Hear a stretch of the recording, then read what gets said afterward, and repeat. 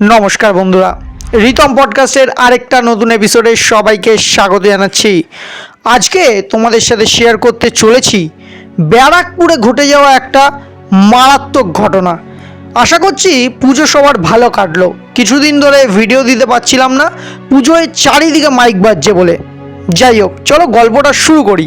Facebook থেকে দেখলে follow করে নিও, ইউটিউব থেকে যদি দেখে থাকো সাবস্ক্রাইব করে নিও, কানে হেডফোনটা গুঁজতে ভুলবে না। গল্পটা শুরু করা যাক। গল্পটা আমাকে বলেছে আমার খুব কাছের এক বন্ধু অনুরাজ, অফিস কলিগ।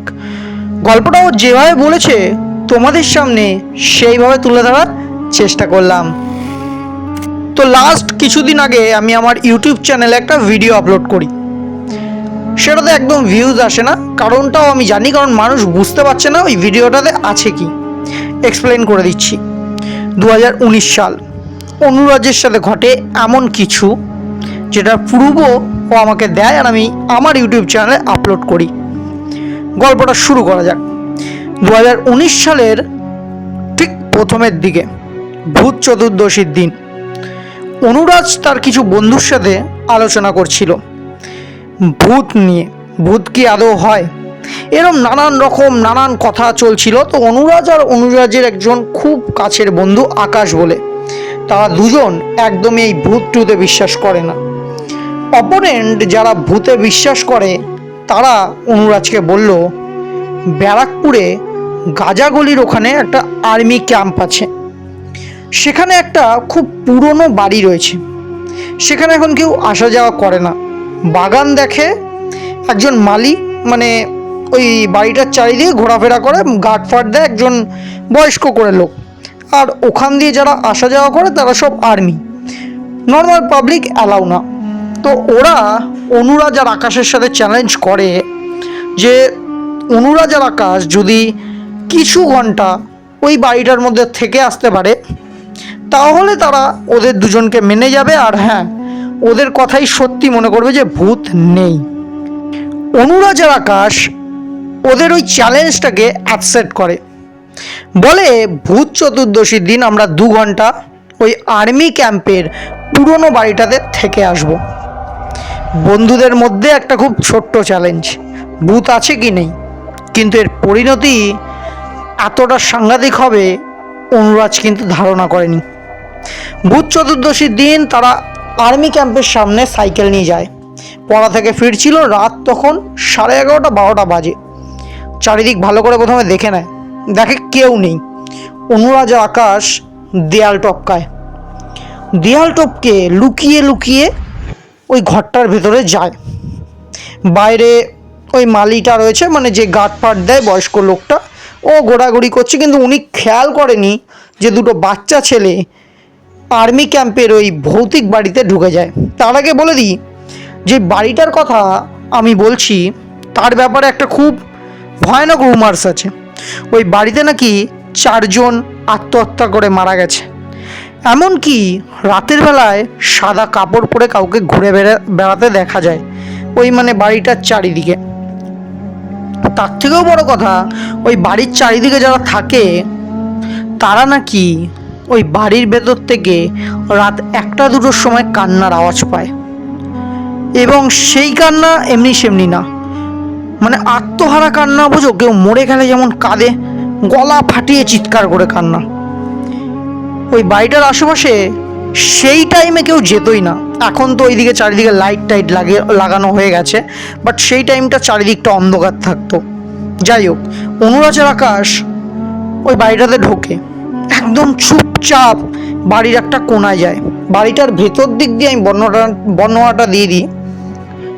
চারিদিকে ভাঙা চোরা জিনিসপত্র পড়ে রয়েছে, মদের গ্লাস প্লাস মদের বোতল সব পড়ে রয়েছে।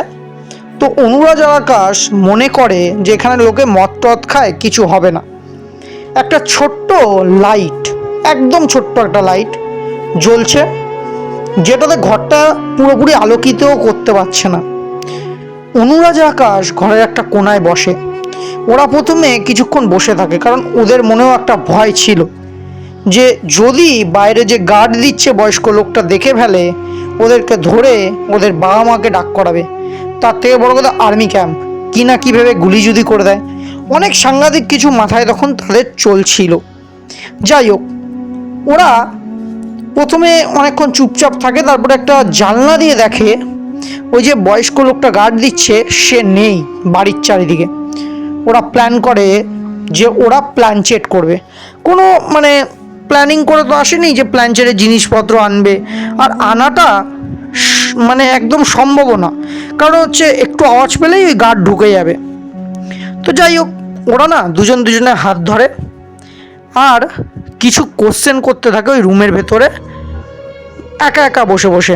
ওরা কোশ্চেন করতে থাকে, তোমরা ভিডিওটাতে দেখতে পারবে কি কি কোশ্চেন করে। ভিডিওটাতে এটাও রয়েছে ওরা যে কোশ্চেনগুলো করছে। ওরা জিজ্ঞেস করে, যদি এখানে কেউ থেকে থাকো আমাদেরকে সাড়া দাও। আরও নানান রকম কোশ্চেন ওরা করছে, কিচ্ছু হচ্ছে না। ওরা ভাবে এখানে হয়তো তাহলে কিছু নেই। আর হ্যাঁ, তার আগে বলে দিই, ওরা যেখানটা রয়েছে না, ওইখানে কেউ একটা মরে গেলে যেমন পচা গন্ধ মারে, ওরকম গন্ধ মারছে। কিন্তু ওরা ভাবে ইঁদুর টিঁদুর মরে হয়তো পড়ে রয়েছে। ওরা এই জিনিসটাকেও খেয়াল করে না। ওরা কি করে, ওরা বলতে থাকে, যদি এখানে তুমি থেকে থাকো তাহলে তুমি আমাদের কিছু একটা সাড়া দাও। হঠাৎ করে না পেছন থেকে একটা বড় আলমারি ছিল, পুরনো আলমারি কিন্তু অনেকটা বড়। আলমারিটা নিচে পড়ে যায়। ওরা হয়তো ভাবে পুরনো আলমারি, ওই জন্য পড়ে গেছে। ওরা আবার কোশ্চেন করে। ওরা বলে, যদি তুমি চাও যে আমরা এখান থেকে চলে যাই তাহলে তুমি আমাদের সামনে যে ছোট্ট লাইটটা জ্বলছে সেটাকে 3 বার ব্লিঙ্ক করো। এইটাই হচ্ছে আমার লাস্ট যে ভিডিওটা আমি ছেড়েছিলাম, সেটার মধ্যে তোমরা দেখতে পারবে ভিডিওটাতে স্পষ্ট দেখা যাচ্ছে লাইটটা কোনোবার ব্লিঙ্ক করলো না, 3 বার সঙ্গে সঙ্গে ব্লিঙ্ক করে গেল। ওরা প্রচণ্ড ভয় পেয়ে যায় আর ভাবে যে এইবার কিছু হয়ে যাবে। তখন সেই টাইমটা থেকে, যখন থেকে ওরা কোশ্চেনটা করলো, যদি তুমি চাও যে আমরা এখান থেকে চলে যাই, তুমি তোমার এন্টিটিটাকে আমাদের প্রমাণ করো, লাইটটাকে 3 বার ব্লিঙ্ক করো। লাইটটার সঙ্গে সঙ্গে না 3 বার ব্লিঙ্ক করলো। ওদের সারা গা তখন ভারী হয়ে গেছে। মনে হচ্ছে ওরা যদি পালাতে চায় তাহলেই বিপদ, পালাতে গেলেই বিপদ। হয় বাইরে যে গার্ড আছে তার হাতে পড়বে, না হয় আর্মিদের হাতে পড়বে, আর রুমের ভেতর থেকে যদি তাড়াহুড়া করে তাহলে অন্য কিছুর হাতে মরবে। গল্পটা এখানেই শেষ না। ওরা বুঝতে পারে রুমের ভেতরে কেউ এবার চলাফেরা করছে। ওরা ভিডিওটা বন্ধ করে দেয়। ওরা ভিডিও করছিল, ভিডিওটা বন্ধ করে ওরা ঘামছে। ওরা ভাবছে কিছু তো আজকে একটা ঘটে যাবেই। চারিদিকে কুকুরের চিৎকার।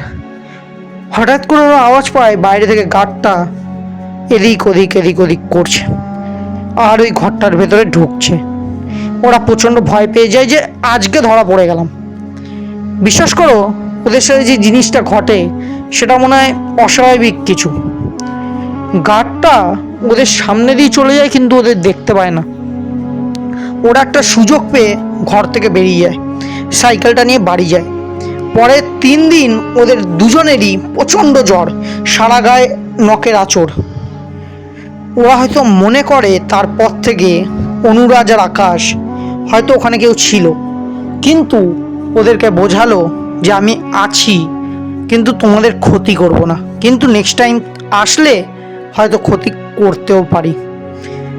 ওই কথায় আছে না, ভয় পাওয়ার থেকে ভয় দেখানোটা খুব সোজা। হয়তো তাদেরকে ভয় দেখালো, মারার থেকে ভয় দেখানোটা খুব সোজা, এরম কিছু একটা বলে। তো ওরা ওখানে যেই জিনিসটা ছিল না, সে কিন্তু ওদের মারেনি, কিন্তু ওদের ভয় দেখিয়েছে। তারপর থেকে কোনোদিনও অনুরাজের আকাশ ওই বাড়িটার চারপাশে যায় না এখনো পর্যন্ত। যাই হোক, গল্পটা কিন্তু ছোট ছিল, বাট গল্পটা তোমাদের সাথে শেয়ার করা দরকার ছিল। আজকের জন্য এইটুকু, দেখা হবে অন্য কোনো ভিডিওর সাথে। আর হ্যাঁ, লাস্ট যে ভিডিওটার ফুটেজ আমি দিয়েছি সেটা অবশ্যই দেখে আসো। লাইক, শেয়ার, সাবস্ক্রাইব করো, কমেন্ট করে জানিও কিরম লাগলো। শেয়ার করে ভিডিওটাকে ভাইরাল করো। আজকের জন্য এইটুকু, দেখা হবে নতুন কোনো গল্পের সাথে। ভয় দেখানোটা আমার কাজ, ঘুম না আসাটা তোমাদের।